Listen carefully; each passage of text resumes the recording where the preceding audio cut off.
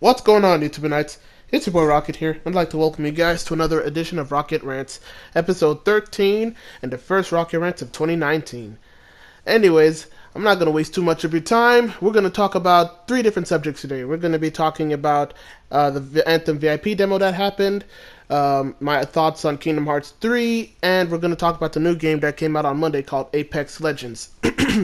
So first off, we're going to start off with Anthem. The VIP demo that happened like 2 weeks ago. Now, 2 weeks ago when the demo occurred, I was originally a little bit skeptic because, in all honesty, when I tried out the VIP demo didn't, what you would say, worked 100% for me.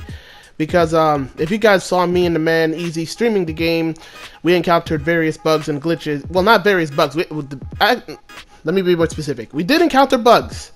And but one of the biggest ones was that we couldn't even get into the game because online was because we couldn't even go online. Like, it was actually very infuriating how very little we were able to even go online in the beginning moments of the game. I would say it took around 2 hours in. By 2 hours into the VIP demo, that's when we finally started to play it, and and then it wasn't even playing it because then from there we had the infinite loading screen glitch that occurred well throughout the entire VIP demo itself, I'd argue, because me and Easy, we could barely do one mission without the screen being completely loaded on us, and it was very annoying. Now, pushing that aside, the VIP demo really threw me off, but when I tried out the original, but then I was able to play somewhat, a little bit, and I was able to unlock all of the javelins. But then we carry over. But let's move on from that and carry over to the main demo that happened just last week around Friday. I want to say February 1st. Was it February 1st? I'm not sure.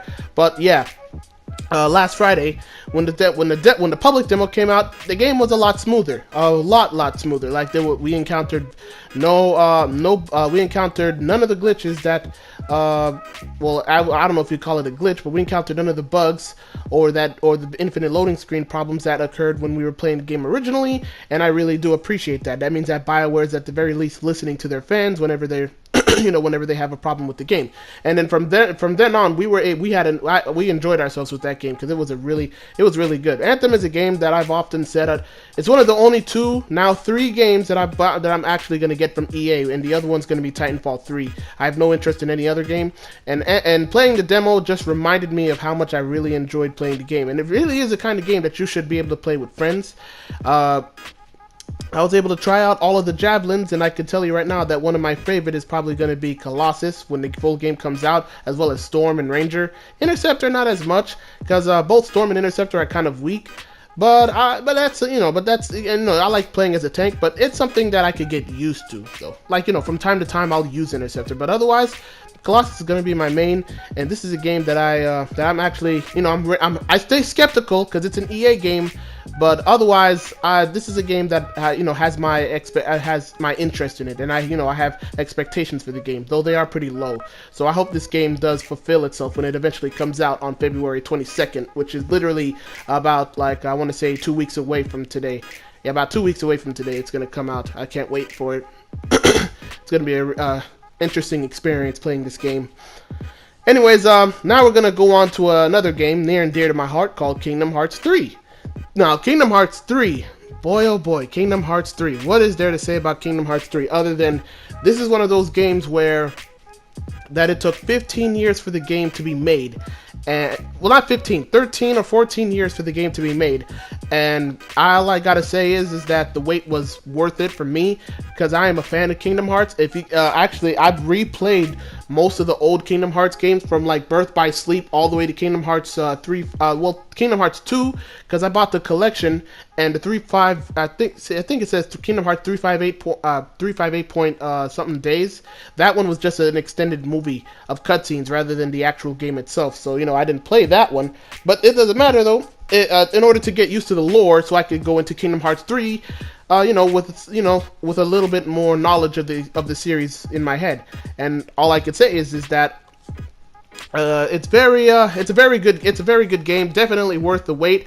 Combat wise, the game Combat-wise, the game is much more fun to play than any of the other Kingdom Hearts 3, especially with the way combat is much more fluid, with the ability to jump off of walls.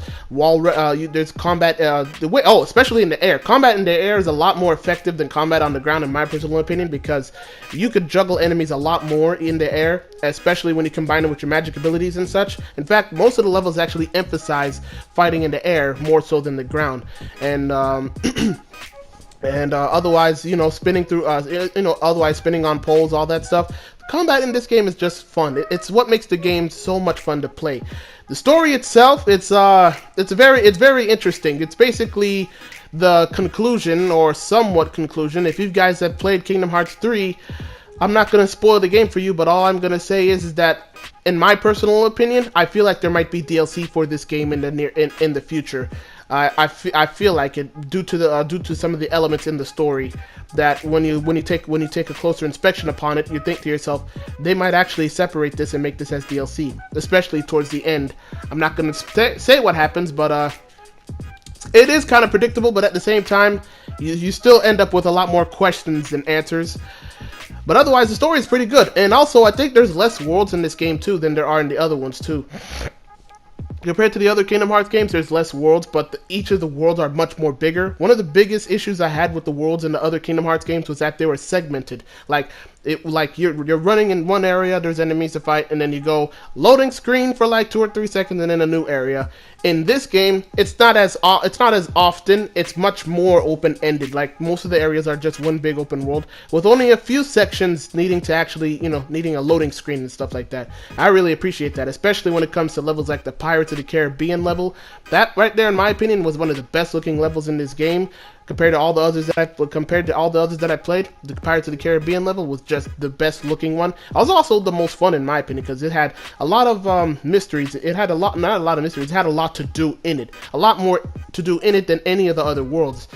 But otherwise, the game, each and all the levels were much more enjoyable. The gummy ship section was enjoyable as well. Upgrading the keyblades was simple enough. Actually, you could use 3 keyblades in this game. I forgot to mention that you can use 3 different keyblades in combat, and each one of the keyblades has the ability to transform twice. Well, some keyblades can transform twice, some keyblades can only transform once, but each one of them has the ability to transform into something new, and that's really a new weapon of choice. Like, some of them transform into like claws. One transforms into like shooters, like dual shooters that you can use to shoot energy at enemies, and it's just. I really don't have a lot of bad things to say about this game. I really don't have that much, except that some of the villains are kind of an afterthought, because there are 2 villains in particular who you would think would play a much more important role, but are literally just afterthoughts. And like I said, it might be added later with DLC, but that's literally like me being nitpicky, because otherwise I don't really have a lot of problems with the game. But that's mostly because I'm biased, because I'm a Kingdom Hearts fan, having had played the series from beginning to end again, because I already did it before.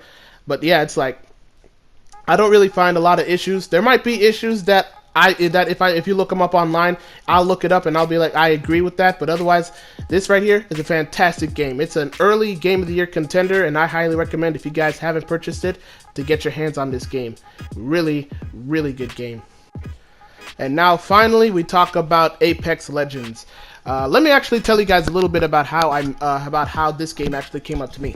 This game came out literally last Monday, like literally the Monday of this week it came out, and I was getting ready for work when I saw a video pop up on YouTube about a game called Apex Legends, which I originally dismissed because I thought it was going to be a game that you play on PC or something. Come to my surprise, I look at the trailer and I see that it's actually said available now, and underneath I see it says PS4, Xbox One, and PC. And I was like, oh, a free-to-play battle royale game. That's neat. I'll download it and see what it looks like tonight. So I also phoned up my homeboys and told them, yo, you guys let's try out this new game, Apex Legends. It's free. It's free. That's one big thing. This game is free. It's free for those of you who are skeptical of even getting it. It's before we even get into that, but yeah, I told them the game is free, and let's try out the game after work. So we come after work. It's after work. I come home, and we try out the game. I'm trying it out with the man Easy, another friend of ours. He was a co-worker, but he left. We tried out the game, played about 6 to 8 matches maybe, and then from there, I could just tell that this is a game that I want to say this game has the potential to become a Fortnite killer. It does, because of the fact that before we get into all of that, let's get into what this game is. I haven't even explained that part to you guys. I apologize. This game is called Apex Legends. It is a game. It is a free-to-play battle royale game made by Respawn Entertainment. And Respawn Entertainment, for those of you who don't know, is basically the developers of Titanfall. They're the guys that made Titanfall and Titanfall 2. You know, the game where you're able to summon giant robots and you're able to control the robots to basically just kick ass and all that stuff? Yeah, it's made by Respawn, and Respawn is owned by EA. So yeah, it's an EA game. It's a free-to-play EA game, so naturally it's a free-to-play. So you know it's naturally got a lot of loot boxes in it. But let's get all of that out of the way and just talk about the gameplay for a second. Gameplay in this game, for me personally, has been smooth so far. I've encountered very little bugs and or glitches. One big glitch, and I don't even think it's that big of a glitch because it didn't really happen all that much, is that sometimes when you're starting a match with your friends, you won't even appear in the game. Like we're squatted up in a party, you press the triangle button to get ready, but all of a sudden you see yourself being the odd one out.